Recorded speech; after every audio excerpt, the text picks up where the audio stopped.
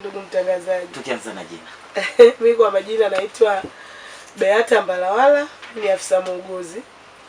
Natokea manispaa, lakini kwa hapa kwa niaba ya mratibu wa afya ya mama na mtoto mkoa, Sister Elida Machungwa. Kwa leo mtangazaji, wasikilizaji, sauti yangu sio nzuri sana. Pole sana. Ni hali tu ya hewa, mafua kidogo. Kwa sababu muuguzi utajiuguza. Ndio kijangi lakini.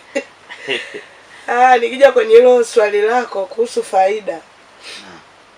Kwanza wanasema kwamba kuwa na mawasiliano na makubaliano kati ya wapenzi kuhusu afya ya uzazi wa mpango kuna faida nyingi muhimu kwa uhusiano na maisha ya familia. Faida hizo ya kwanza wanasema kwamba hupunguza migogoro na kutoelewana. Faida ya kwanza hiyo ya mawasiliano. Kwamba wakati wote wawili wanaelewana na kukubaliana kuhusu masuala ya uzazi wa mpango. Kwa hiyo hivyo hupunguza zile mimba zisizotarajiwa. Hiyo ni faida namba moja. Lakini faida ya pili wanasema huwezesha kupanga maisha vizuri. Ukiwa mmesha kama kubaliana kuhusu masuala ya uzazi wa mpango, mnaweza mkapanga maisha yenu vizuri. Wanasema wapenzi wanaweza kupanga vizuri muda wa kupata mtoto, kuwasomesha elimu, kazi zao, uchumi wao wenyewe bila pressure ya mimba zisizotarajiwa. Hiyo ni faida ya pili. Faida ya tatu wanasema huongeza uaminifu na ukaribu wa mahusiano. Hizo ni faida. Kwa hiyo ina maana wanasema kuzungumza kwa uwazi kuhusu afya ya uzazi hujenga uaminifu na kufanya uhusiano kuwa imara zaidi kati ya wapenzi hao wawili au mtu na mume wake. Lakini pia faida nyingine wanasema husaidia kulinda afya ya mama na mtoto.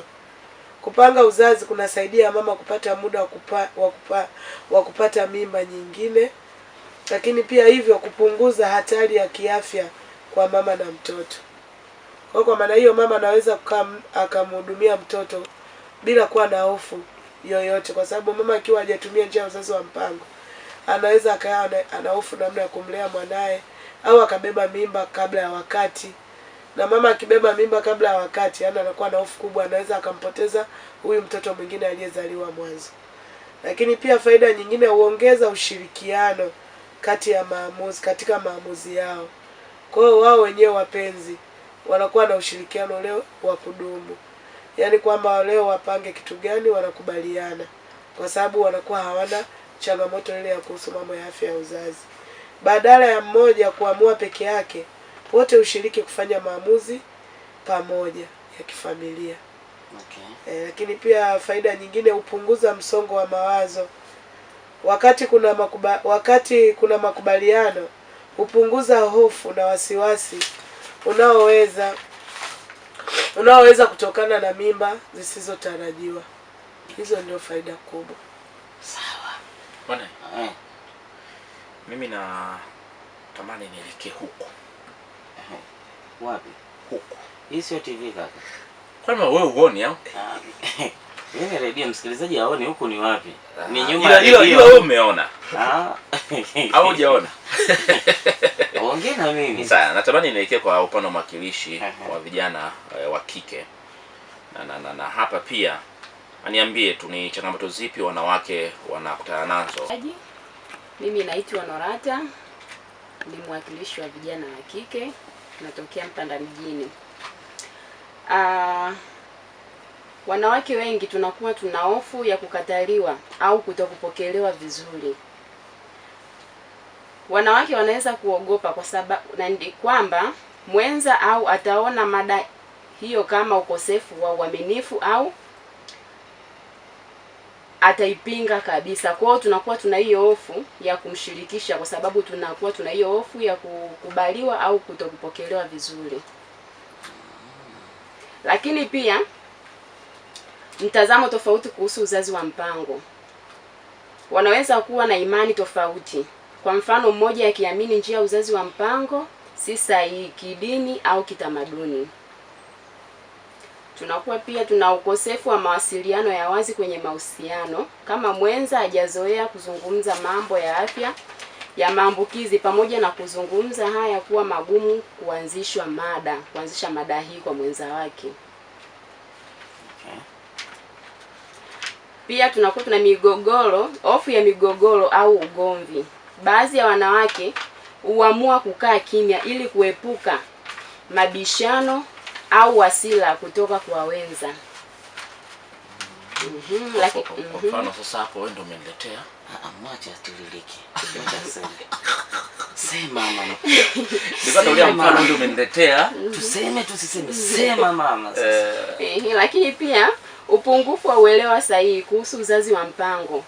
Kama mwenza ana taarifa potofu, mfano uzazi wa mpango husababisha utasa, inaweza kufanya mazungumzo kuwa magumu. Ina maana kama mmoja anaamini hivi, mmoja anaamini hivi. Kwa kunakuwa kuna utofauti hapo. Kwa ujumla, changamoto hizi kutoka zaidi kwa mawasiliano, elimu, mitazamo ya kijamii kuliko suala lenyewe la afya. Inakuwa na mitazamo tofauti kwenye jamii. Yaani hawajui afya, kunakuwa kuna mitazamo tu tofauti wanaokuwa wanaizungumzia wao. Okay. Haya, hao ndio upande wa kikeni. Yao huwa ni hayo. Karibu pia. Kwanza nijitambulishe majina. Anaitwa Tevezi, niko hapa Mpanda mjini. Leo tuko hapa kwa ajili ya kuzungumza na wasikilizaji ambao wanaweza kutusikiliza kama vijana ili kuwapa elimu kuhusu swala la afya ya uzazi. Ndio. Changamoto ambazo mtu anaweza kukutana nazo kama mtangazaji hapo alivyouliza kwamba ni changamoto gani ambazo niliwahi kukutana nazo kutoshirikisha masuala ya afya ya uzazi. Changamoto bwana ambazo mimi nilikutana nazo zipo, sio kwamba ninaweza nikasema kwamba hazipo. Changamoto zipo. Kuna kitu mtu yani tuseme mimi sasa, sio yule msikilizaji. Tuseme mimi upande wangu. Unaweza ukaamua ukachukua kama vitu kapeleka pale nyumbani. Unaona, ukampa mama. Ukamwambia bwana hivi viko 1 2 3, hapo hujakaa naye mezani ili kupanga naye kwamba hivi vitu tukao vifanyijeje ili viweze. Sasa nyosha maelezo vitu nini bakuli, sufuria. Kwenye maelezo ngoja niweke vizuri ili msikilizaji aelewe. Kwa sababu pale kwenye swala la afya ya uzazi kuna vitu vingi ambavyo mtu anaweza kuvitumia kama kupanga uzazi. Kuna vitu ambavyo vinaitwa ni vidonge ambavyo unaweza kuvichukua ukavitumia kama kupanga afya ya uzazi. Sasa tunaweza kuchukua kama vile vidonge, ukachukua kama pakiti moja, ukaipeleka pale ndani. Unapopeleka pale ndani, mama anaviona, lakini sasa kwa sababu hana uelewa wote ule wa vile vidonge anavyoviona pale mezani, anakuwa na taharuki. Anasema, huyu baba vipi tena? Imekuwaje? Hivi vidonge vikoje? Baadaye ukikaa naye sema mama, hivi vidonge kuna 1 2 3 tunahitaji kupanga uzazi wetu. Kwa sababu hana elimu, atakuwa ni ngumu sana kukuelewa. Kwa hiyo lazima hapo uweke taharuki kwenye nyumba. Kukuelewa tena inakuwa ni changamoto. Kwa hiyo pale ushaleta ugomvi mzito ambao wewe mwenyewe huwezi kuuzimisha. Kwa hiyo lazima utulize tena akili ili kumrejesha yule mama ili aweze kukuelewa zaidi. Lakini sasa kwa nini wewe umpelekee vidonge na usije na kinga za kwako wewe za kukukinga? Kwa nini umkinge yeye? Ndio baba nilichogundua. Yaani wewe ukamkinge mwenzako. Kwa nini usijikinge wewe? Wewe ukamkinge mwenzako kweli? Hata mimi mwenyewe ningekuwa ndio mama. Usibebe condom. Kwa nini usibebe condom ukaja nazo? Ukasema mama tujikinge. Hii tuji. Ile pale umeleta vidonge uji. Unajua msikilizaji, kuna vitu ambavyo unaweza kuvifanya vikaonekana kwamba ni bora zaidi, si ndivyo? Asilimia kubwa kwa ukosefu wa elimu. Asilimia hawaziamini zile condom. Hawaziamini. Kwa sababu unavyozitumia wanakuambia kwamba zile condom zina nini? Zina mafuta. Kwa hiyo yale mafuta wanakuambia ndio changamoto yake, kuanzia kuleta changamoto. Kwa sababu hapo sasa inabidi tena uanze kutoa elimu upya kuhusu nini? Yale matumizi ya zana. Kwa hiyo ile zana lazima itolee tena elimu. Lakini hii hapa nayo ya vidonge asilimia kubwa wanaviamini, wengine hawaviamini. Hiyo yote ni ukosefu wa nini? Wa uelewa. Hapo vipi mtangazaji? Ila jana kulibali. Sana. Sasa mimi ngoja nirudi kwa mtaalamu wao hawatazungumza kuhusu masuala ya afya ya uzazi. Asante ndugu mtangazaji. Kama wapenzi au wenza hawazungumzi kuhusu masuala ya afya ya uzazi na uzazi wa mpango, kuna changamoto nyingi zinaweza kutokea. Changamoto mojawapo wanasema mimba zisizotarajiwa. Kwa sababu watu hawana maelewano. si ndio? Ndio. Kutokuwa na maelewano, moja changamoto inaweza kutokea ni mimba zisizotarajiwa. Wanasema kukosekana kwa makubaliano kunaweza kusababisha kutotumia njia ya uzazi wa mpango au kutumia bila mpango. Hivyo mimba zisizopangwa hutokea mara kwa mara. Changamoto nyingine wanasema migogoro na ugomvi kwenye mahusiano. Mmoja anaweza kuhisi hakuhusishwa au amedhulumiwa maamuzi. Jambo linaweza kusababisha kutoelewana au hata kuvunjika kwa mahusiano. Kwa hiyo migogoro kwenye mahusiano inapelekea hizo changamoto kubwa ambazo zinasababishwa na kutokutumia njia za uzazi wa mpango. Changamoto nyingine wanasema msongo wa mawazo na hofu. Kutokuwa na mpango wa uzazi kunaweza kuleta wasiwasi kuhusu maisha ya baadaye, fedha au malezi ya mtoto. Changamoto nyingine wanasema hatari ya kiafya kwa mama na mtoto. Mimba zisizopangwa au mimba zisizopangwa au za karibu sana zinaweza kuongeza hatari ya matatizo ya kiafya kwa mama na mtoto. Kama hapo awali nilivyozungumza kwamba unakuta mama ndani hawana maelewano, kwa hiyo tumia njia yote ya kisasa ya uzazi wa mpango. Ajikuta mtoto ana miezi 3, miezi 6 ana mimba nyingine. Kwa hiyo akibeba mimba anambebea mtoto bado ni mdogo, inaleta changamoto kubwa sana ya kiafya kwa mtoto na kwa mama mwenyewe. Ndio pale unakuta wamama wengi wanaishia kuanza kuambia watoto wanawakatisha ziwa mapema kwa sababu eti ana mimba. Akileta hizo imani zao za huko za mtaani kwamba mtoto ananyonya maziwa machafu. Kwa hiyo anajikuta anamwacha mtoto anadhoofika na asilimia kubwa watoto wengi wanapoteza maisha. Changamoto nyingine, ukosefu wa mipango ya maisha. Kwa hiyo bila kuwa na mawasiliano mazuri kwenye afya ya uzazi unaweza ukakosa hiyo mipango ya maisha. Bila mawasiliano ni vigumu kupanga elimu, kazi na hali ya kifedha ya familia kwa ufanisi. Changamoto nyingine, kutokuaminiana katika uhusiano.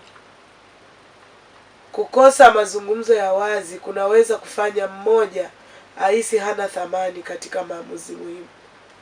Kwa hiyo unajikuta mnaingia kwenye migogoro hiyo ya kiafya.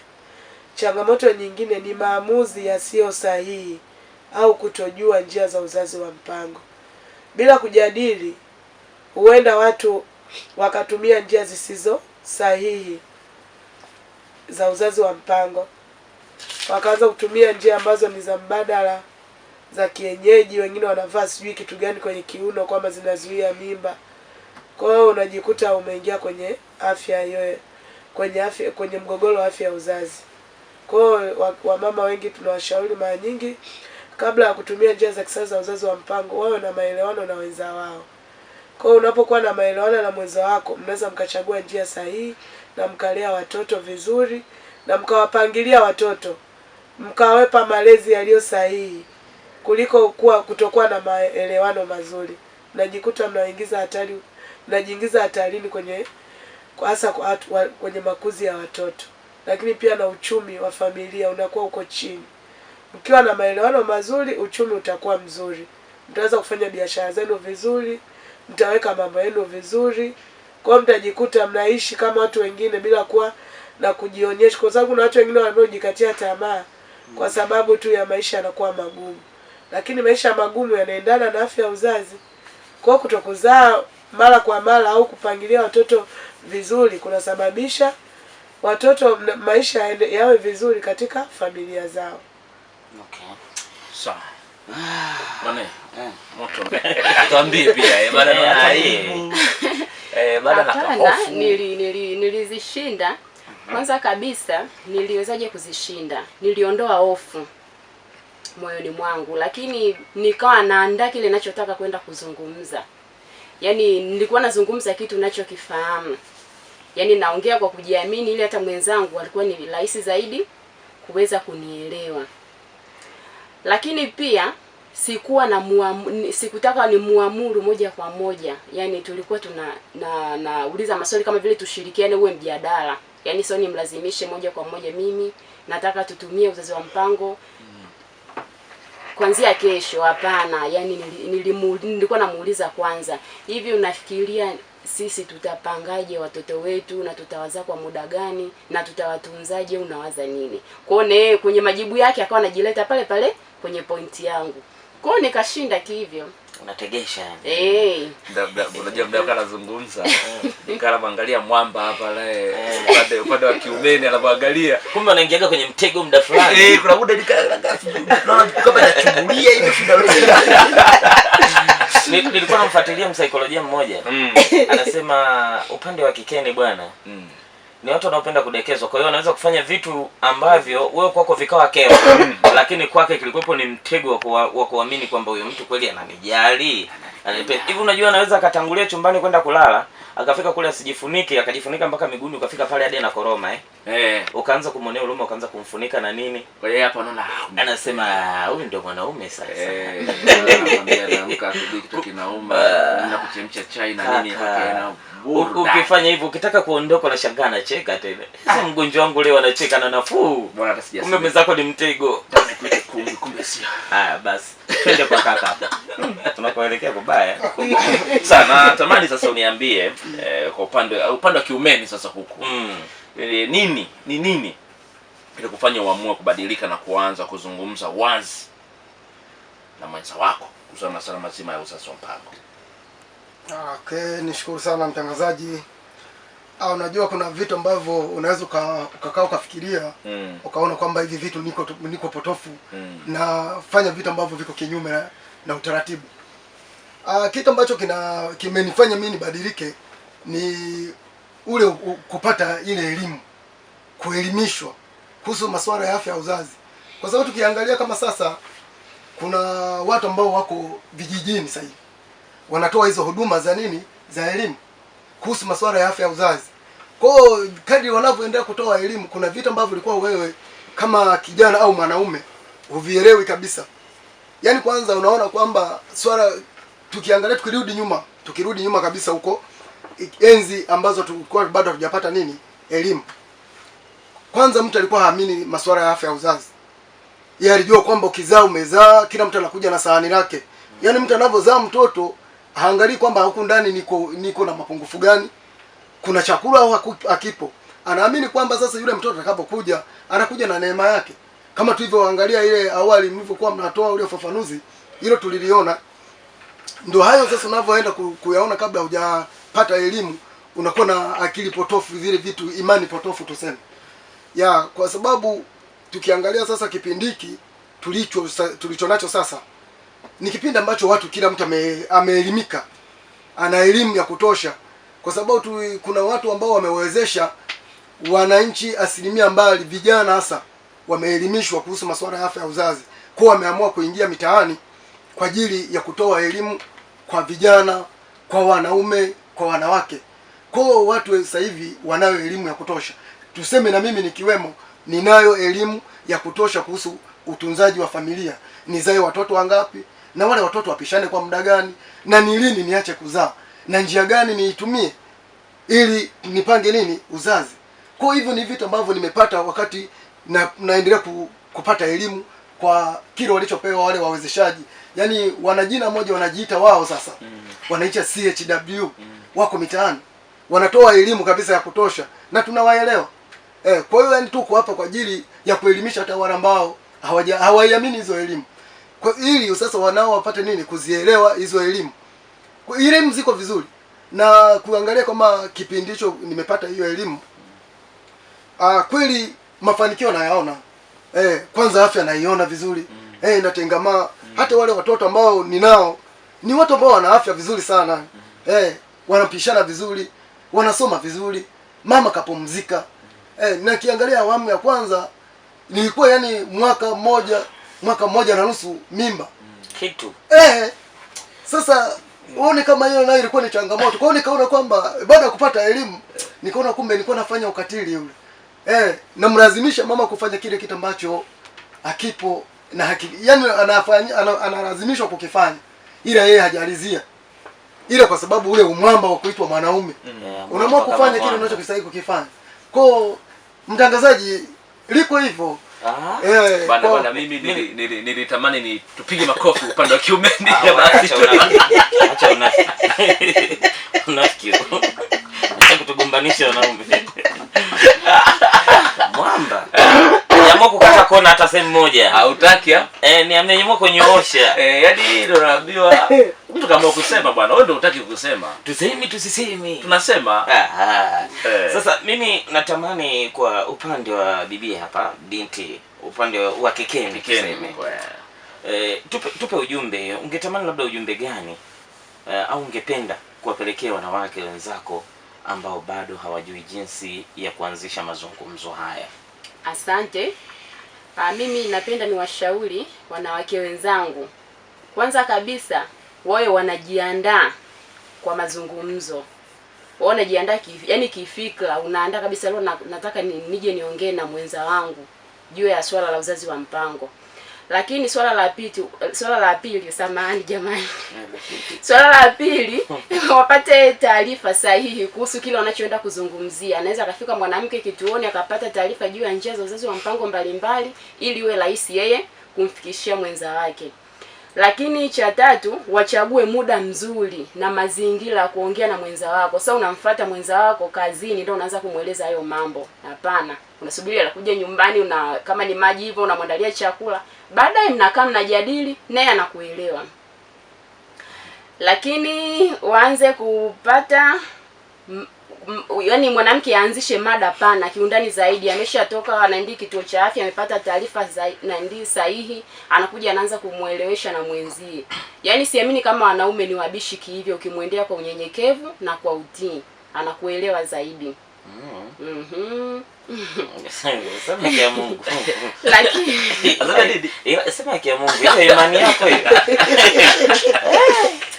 Lakini pia tukumbuke kwamba swala la afya ni maamuzi ya watu wawili, sio la mwanamke tu, na linahitaji muda mrefu. Unaweza kumuelewesha siku ya kwanza hakukuelewa, siku ya pili umepika tu nyama na tuwali ukamueleza hilo swala likakubalika. Kwa na washauri wanawake wenzangu, jamani, tutumie mbinu za kuongea na wanaume. Wanaume ni waelewa. Yaani ukimuelekeza kwa usahihi anakuelewa vizuri tu.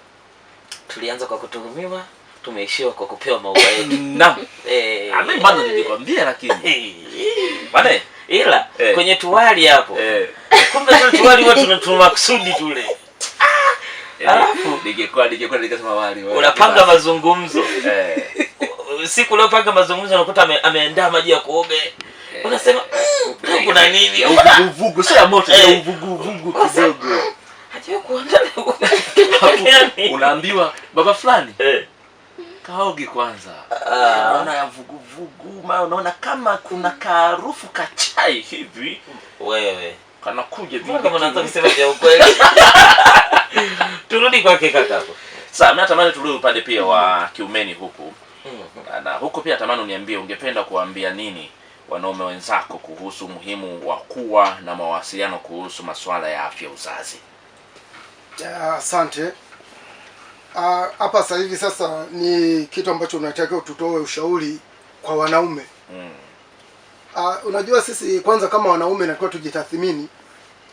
Tujue kwamba nini maana ya elimu na elimu ina faida gani. Kwa kitu cha kuwashauri asilimia kubwa tuseme wa baba, tujenge ile hali ya kuwa tunasindikiza wale wamama wanapokuwa labda wameenda kliniki, si ndivyo? Yaani sio labda ndio halisia yenyewe. Wale wamama wanapokwenda pale hospitali kwa ajili ya kliniki, kuna elimu ambazo zinatolewa pale. Sasa asilimia kubwa unakuta wanaume ni katili. Hawana ule muda wa kusema wasindikize wake zao. Unakuta anaenda kupata elimu. Sasa yule mama na yeye kwa sababu ni yeye mwenyewe anayefanya anayetembea kwenda hospitali kwa ajili ya kliniki na ndo anayepata elimu. Kwa hiyo unakuta anachukua yale maamuzi mazito. Anaamua kusema hapa sasa hii mimba hii nikijifungua naanza uzazi wa mpango. Lakini huko unapoanza uzazi wa mpango baba hajui chochote, hajashirikishwa chochote. Na kwa nini hawezi kushirikishwa? Ni kwa sababu unakuta ule muingiliano wa kumuingilia baba ni mdogo. Kwanza baba hana ule muda, unakuta asilimia kubwa ya baba hawana muda wa kukaa na familia zao. Akimaliza kula yeye anaangalia kitanda kiko wapi. Ule muda kusema bana tumemaliza kula sasa tuongee na familia mawili matatu. Hawana. Kwa hiyo ambacho mimi najaribu kuwaeleza au kuwashauri wanaume, tujaribu kutenga muda wa kuzungumza kwanza na familia. Nini kifanyike? Tupange malengo gani katika familia? Mama unamsikiliza, unampa nafasi mama. Na yeye ana mambo ya kukwambia. Unajua hata watoto vile vile watoto wana vitu ambavyo wanatakiwa kumwambia baba, lakini wanakosa nafasi ya kumpata baba. Asilimia kubwa baba hayupo nyumbani. Na akija ni muda mbovu, watoto washafanyaje? Washaenda kupumzika. Kwa hiyo ninachoshauri sana asilimia kubwa kwa msisitizo zaidi, baba, sisi kama wababa tutenge muda wa kukaa na familia zetu, kuongea mambo yanayohusu familia, kuongea vitu ambavyo tunalikuwa vijenge ile familia, kuinua labda uchumi katika familia zetu. Tuishije, watoto wakueje, watoto wasome vipi, mama nini unahitaji, unamsikiliza, unampa nafasi.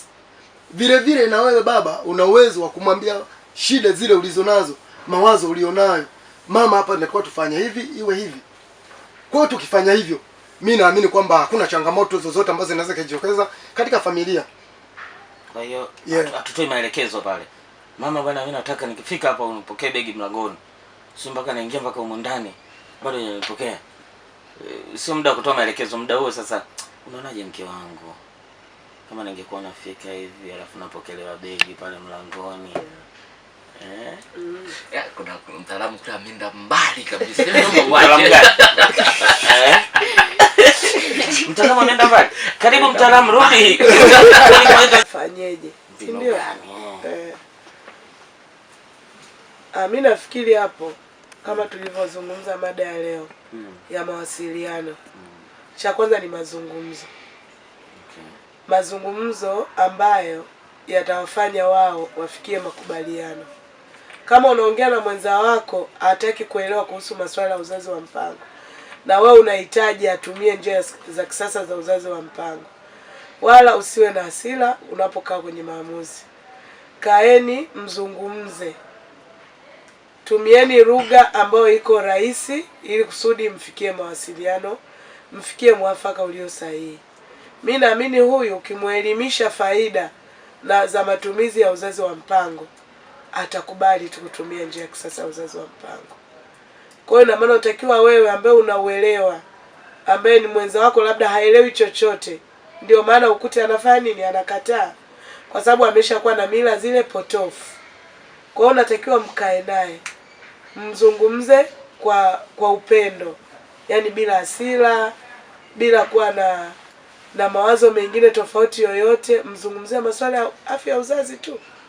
Kwa mwisho wa siku huyu atakubali kutumia njia ya kisasa ya uzazi wa mpango.